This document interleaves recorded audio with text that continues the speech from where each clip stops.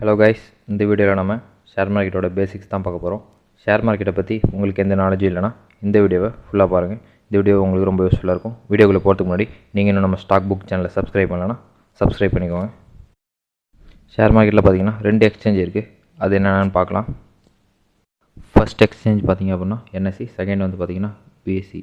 இந்த 2 எக்ஸ்சேஞ்சில் தான் வந்து பார்த்திங்கன்னா நம்ம ஷேர் மார்க்கெட்டில் நம்ம ஒரு ஷேர் வந்து பை பண்ணுறது, செல் பண்ணுறது, இந்த ப்ராசஸ் எல்லாமே வந்து பார்த்திங்கன்னா இந்த 2 எக்ஸ்சேஞ்சில் தான் நடக்கும்.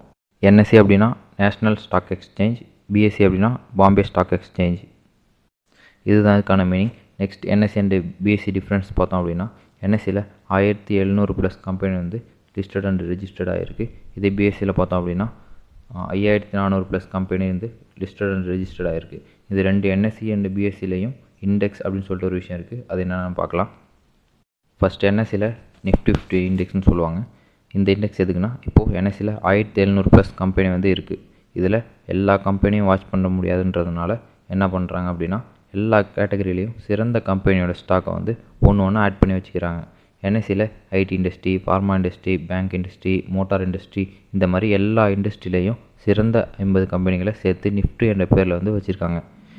இந்த 50 கம்பெனியும் நல்லா போச்சுன்னா நிஃப்டி மேலே போகும், கீழே இறங்கிச்சின்னா நிஃப்டியும் கீழே இருக்கும். இதை வச்சு நம்ம ஓவரால் மார்க்கெட் வந்து எப்படி இருக்குன்னு வந்து தெரிஞ்சுக்கலாம். இதுக்காக தான் வந்து பார்த்திங்கன்னா இந்த நிஃப்டி 50 இண்டெக்ஸ் வந்து யூஸ் ஆகுது. ஓகேவா.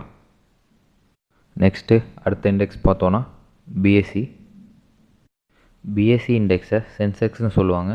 என்எஸ்சியில் பார்த்த மாதிரி இதில் இருக்க 5400+ கம்பெனியோட எல்லா இண்டஸ்ட்ரியிலையும் சிறந்த ஸ்டாக் எடுத்து லிஸ்ட் பண்ணி வச்சுருப்பாங்க. இதை சென்செக்ஸ்னு சொல்லுவாங்க. என்எஸ்சியில் நம்ம ஓவரால் மார்க்கெட்டை தெரிஞ்சிக்க நிஃப்டி 50 எப்படி பார்க்குறோமோ அதே மாதிரி பிஎஸ்சியில் சென்செக்ஸ் பார்த்தாலே நம்ம ஓவரால் மார்க்கெட் வந்து எப்படி இருக்குன்னு தெரிஞ்சிக்கலாம். ஓகே, இதுதான் பார்த்தீங்கன்னா 2 எக்ஸ்சேஞ்சோட என்எஸ்சி அண்ட் பிஎஸ்சியோட டீட்டெயில்ஸ். ஓகேவா. ஓகே, நம்ம அடுத்து வந்து நெக்ஸ்ட் டாபிக் வந்து பார்க்கலாம்.